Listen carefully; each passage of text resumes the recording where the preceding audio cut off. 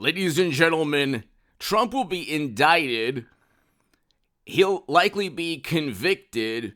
The conviction will be overturned in almost every indictment and conviction. No, every one. Okay? They don't spend 7 years trying desperately to get somebody and have a solid case.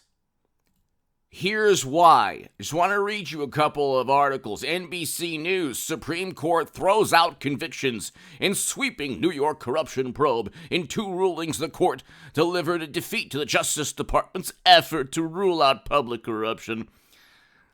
Okay, then you have Politico. Supreme Court overturns Bob McConnell's corruption convictions. You can look. The Supreme Court overturns convictions when they believe either the investigation is politically motivated, the indictments were politically motivated, or there wasn't enough evidence to truly convict the person, okay? Or the evidence or the procedures or the exculpatory evidence wasn't given. Whatever the reason, the Supreme Court, there's other Supreme Court rulings also. Supreme Court here, just in 2023, Supreme Court throws out convictions in Albany scandal. Okay, so that's the one that I read from NBC News. Okay, there's other ones too. And here's why. The Supreme Court will throw out a conviction if there's just not enough evidence and it's politically motivated, and that is the criteria for what Trump is going through. He's indicted in New York. It is nothing compared, there's not even a crime there. The FEC fined Clinton and the DNC for the Steele dossier. They didn't fine Trump. It's purely politically motivated. They want to just knock him out of 24. It's not going to happen. They could indict him 7,500 times. It won't matter. Everybody knows the entire American political establishment is against Trump, even people who don't like Trump. They're happy. They're gleeful as they watch the United States government level everything they have at one man, and then they call him the authoritarian. It's like, no, actually, the totalitarians are the ones after Trump. Okay, you don't have full control of the media narrative, loyalists in the U.S. government, local district attorneys, all of these political tools leveled at one individual, and that person is the authoritarian. Usually authoritarians act in the same manner the Democrats are acting now. But anyway, the classified data issue, number one, he didn't have servers siphoning top secret and special access program intelligence, which is what the Honorable James Comey stated that Clinton did. Okay?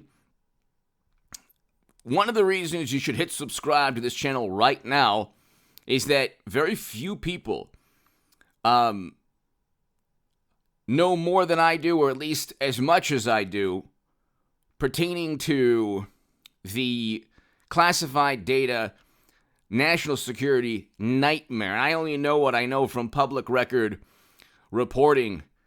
But I wrote about this in The Hill, the Huffington Post Salon, the Federalist, and other publications in 2016 and after 2016, 2015, 2016.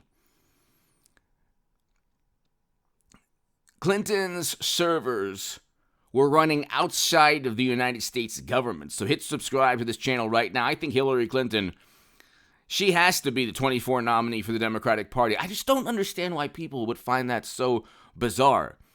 You don't have a political dynasty plunge the country into a new, McCarthy-era Red Scare mania and then just walk away to watch mashed potato brains go 2 terms. It makes no sense to me. But anyway, the Honorable James Comey, you can watch the short on this channel. He couldn't find intent. Okay, how you can't find intent to actually run secret servers that can somehow accept classified data nobody knows. See, they lie by omission all the time. It wasn't about email, but her emails. It has nothing to do with private email. Hillary Clinton could have had private email. It wouldn't have been a problem. I believe Colin Powell Condoleezza Rice, others had private email. It's not a problem. It's servers.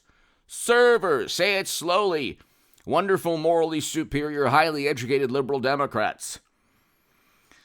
Servers running outside of the United States government that President Obama didn't know about.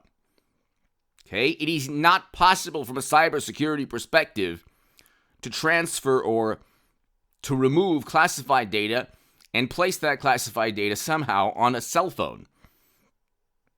It's not possible to get a classified or top secret or special access program document on your cell phone, which is what Clinton was able to do, and have your cell phone connected to servers outside of the Department of Justice or, the Pentagon or the Department of State.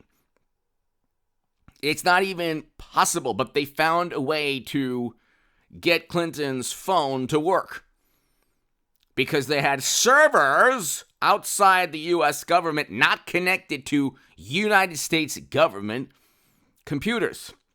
Now, why am I spending all this time on this?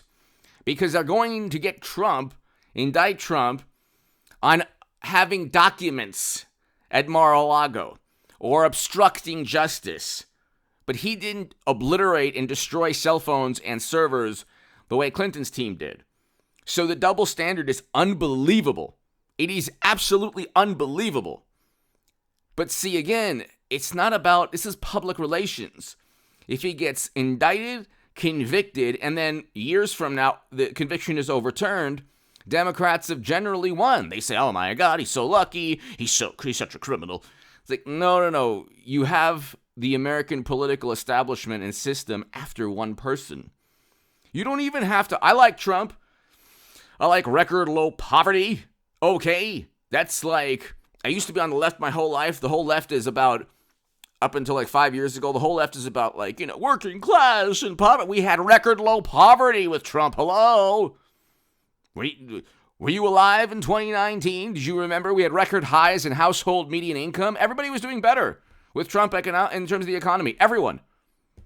And then we didn't have an invasion in Europe. We had Trump who wanted to bring home Americans from never-ending military conflict. So it was a moral imperative, obviously, to have voted for Trump. Now, if you don't know much about politics and you just think that, the media meltdown over Trump is actually reality, if you are ignorant or you accept lies by omission or you take things for, you read an article in the Washington Post or New York Times or MSNBC, CNN, New Yorker, Atlantic, Vanity Fair, Esquire, Rolling Stone, The Daily Beast, The Nation, Mother Jones, all these publications, and you think that's reality, not understanding that it's a political side, not understanding it's a public relations monstrosity, all the publications I just mentioned, in addition to CNN and MSNBC, if you think that you read those publications, you think, well, that must be reality because everyone is reporting that. Like, no. There are a handful of conservative publications and maybe one or two or three that actually support Trump. You can't have the prevailing Washington mentality on Trump be reality when you have 70 plus million Americans, almost half the electorate, not half the electorate, because Biden won the popular vote, but almost half the electorate choosing a man that 99% of the time, that public relations monstrosity paints as, the greatest menace that's ever lived. Obviously, there's a concerted effort to ruin Trump, even though almost half the country is voting for Trump. What does that tell you about American democracy? It tells you there's a concerted effort because they don't like his foreign policy, they don't like his economic policies. And apparently, it's like he did a good job as president, but he didn't play the typical Washington game. He was a reformer, and they don't like that. They'd much rather have President Obama or George W. Bush. They don't want a Trump. Okay? Trump doesn't revere the Washington political establishment. Anyway, hit subscribe to this channel. He'll be indicted. likely convicted. He'll be overturned by the Supreme Court, and I'll just do the same segment a million times over because that's what's going to happen. Give me your thoughts below. Hit subscribe right now. Thank you.